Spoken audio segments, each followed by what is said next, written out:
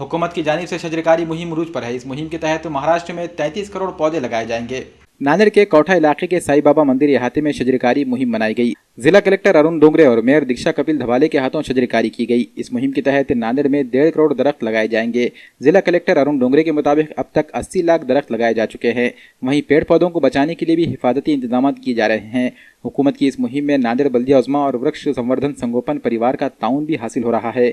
बल्दिया उज़्मा और वृक्ष संवर्धन संगोपन परिवार के इश्तराक से 10,000 दरख्त लगाए जाएंगे। साई बाबा मंदिर इहाते में की गई शजरकारी मुहिम में तहसीलदार किरण अंबेकर, बल्दिया उज़्मा नांदेड़ के असिस्टेंट कमिश्नर मिर्जा रफात बेग के अलावा मकामी कॉर्पोरेटर्स मौजूद थे। आपण आता जे 33 कोटी वृक्ष लागवड या अंतर्गत हरित नांदेड हा कन्सेप्ट घेऊन पुढे आलेलो आहोत। कारण बघतोय की शहरामध्ये झाडांची संख्या कमी झाली आहे, त्यामुळे वृक्ष संवर्धन आणि संगोपन संस्था परिवार यांनी इथे 400 मुलं आहेत यांनी इथे 10,000 झाडं लावायचा संकल्प केलेला आहे।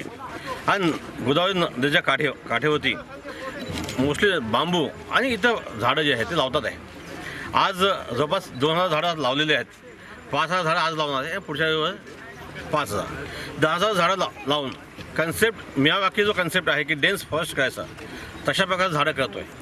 एकूणच आपल्या जिल्ह्यामध्ये सांगायचं झालं तर 1,50,000 1 कोटी